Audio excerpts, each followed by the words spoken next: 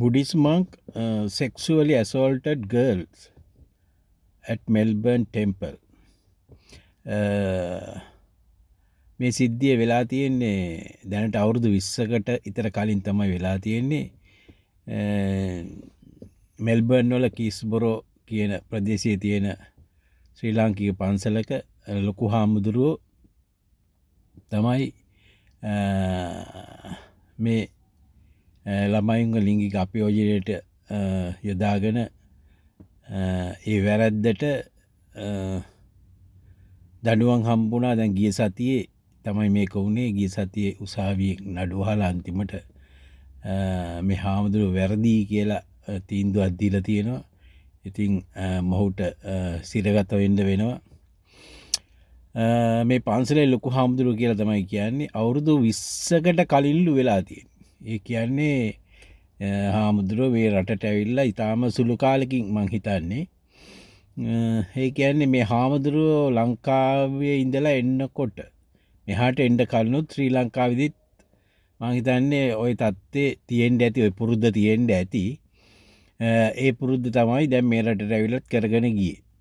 කොහොම හරි ඒකට භාජනය වෙච්ච ඒ ළමයි උසාවි ගිහිල්ලා මේ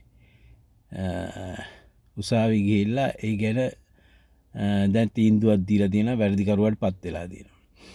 ඉතින් මේ අපේ රටේ නම් බොහොම අමාරුයි ඔය වගේ තීන්දුව ලබා ගන්න. නමුත් මේ රටේ බෑ. ඕක මේ හාමුදුරුවෝ ඉතින් හාමුදුරුවෝත් ඇවිල්ලා මිනිස්සෙක්නේ. හාමුදුරුවරු ස්වාමීලා පන්සල්වල පල්ලිවල හැමතැනම ඉන්න මේ තැන්වල ඔය සිද්ධ වෙනවා. මොකද ඔය ස්වාමීලා හාමුදුරුවෝ හොඳට කනවා බොනවනේ. හොඳ කෑම කන්නේ බොන්නේ. ඇපල්, මිදි, උද්දරම් පලං, චීස්, හැම්, බේකන් ඔය කෑම කන්නේ.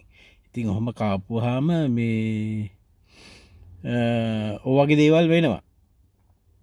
අනික මේ දැන් මේවා මේ ඔය පූජ්‍ය පක්ෂයේ හාමුදුරුවරු ඕවා මේගොල්ලන්ට මේ මං හිතන්නේ ඒගොල්ලන්වත් කසාද බඳින්න පුළුවන් නීතියක් ගේන්න ඕනේ. එතකොට ඕව නැති වෙනවා. බුදුහාමුදුරුවෝ වුණත් මේ ගීගේ අත්හැරලා ආවේ ඉතින්.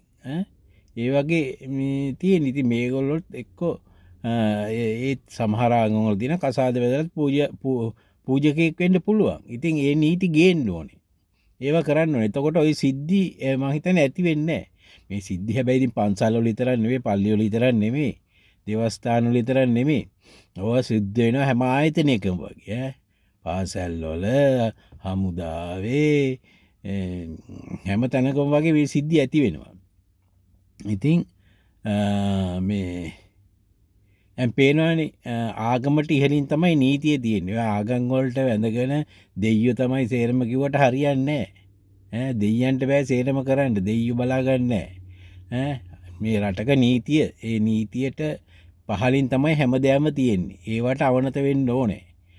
ආගම් කියලා අදහනවා උඩ දාගෙන මේ දෙයියෝ බලන්නේ හැම එකක්ම. අනික මේ ඉතින් මේ ඔය තත්ත්වය උදාවෙන්න අනික මේ මෙල්බර්න් වල මං හිතන්නේ විදේශීය රටවල් මෙල්බර්න් ඇතුළේ හැම රටකම මේ පන්සල් වල මේ පන්සල් තියෙනවා. එක එක කණ්ඩායම් වලට අයිති පන්සල්.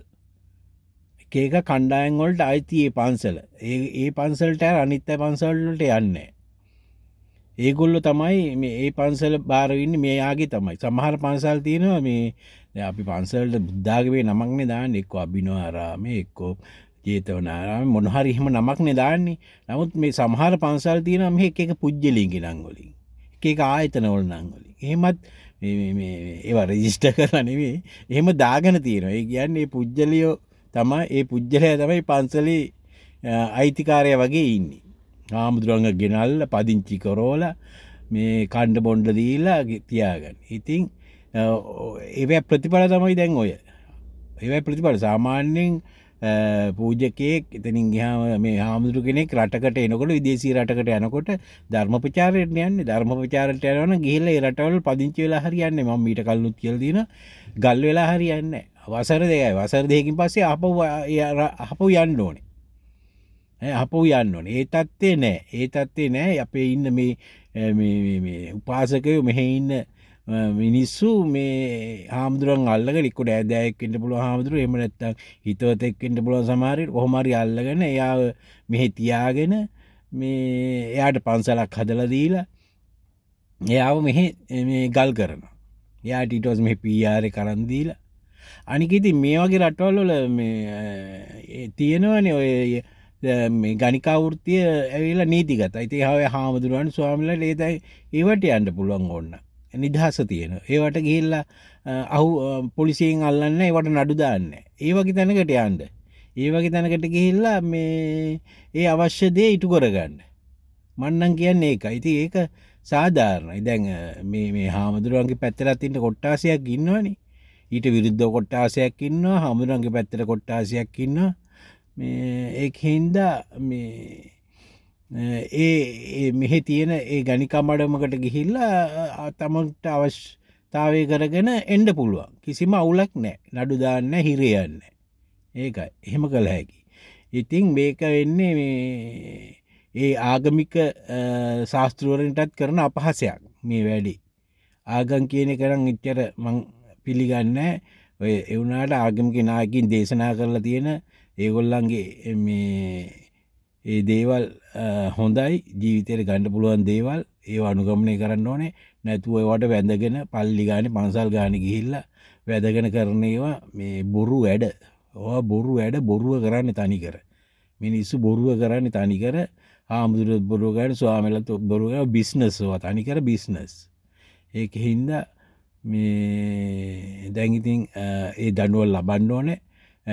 ආගම් වලට වැඩිය රටේ නීතිය උඩින් තියෙන්නේ කියලා හිතා ගන්න.